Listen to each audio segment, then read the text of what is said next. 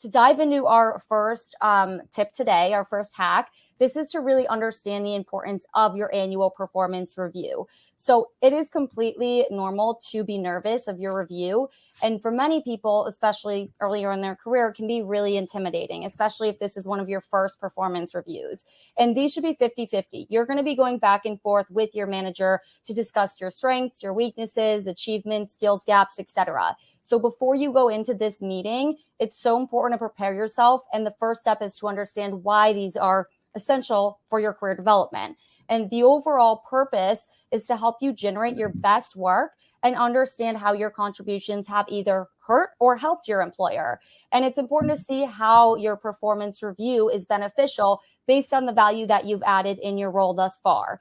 And sometimes you might do really well in a performance review, and this will be discussed, but other times you might have lacked performance in some areas, and this will also be discussed as well, because it's there to help you. It's not here to hurt you. That's why these are in place, in order to ensure that you've either hurt or helped your employer, and what you've done well, they're bringing that to your attention. But if you have some areas that you do need to improve upon, they're also going to bring that to your attention as well.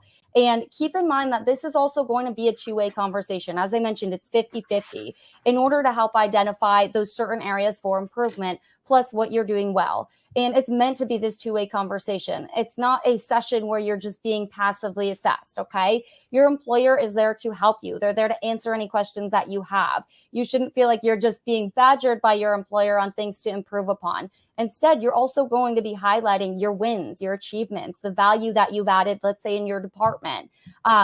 Maybe what you're doing well, what projects you've generated success in, those tasks and responsibilities. And since this is a two-way conversation, you should be chiming in as well, asking questions, and also expressing that you're understanding your employer. You are appreciating the fact that they're bringing this to your attention, okay? This way you know what areas to improve upon and what is already going well in your role. And this really puts a heavy focus on your career growth. That's why these are in place. So not only are these to assess what you've done so far in your role, but also to formulate those upcoming goals and a game plan on how you can reach these going forward for the next year. And as important as it is to assess your performance in the past year, this is as equally important as well, to plan ahead for the future at the company that you're currently working at, to see how you can contribute more growth. And this is where your career growth and planning comes into play. Again, you're a business of one, and you want to make sure that you are taking control of your personal brand, and you're also communicating this in the current role that you're at. So if you want to continue growing, reaching the next level of your career, whether that's a promotion or a raise or let's say a higher level role in your company, the key is to come up with a game plan with your manager on how to get there, the steps you need to take, and formulate your goals on how to keep getting better at your role and growing within your organization. So that's your first step, number one, knowing the importance and why these are essential in your current company.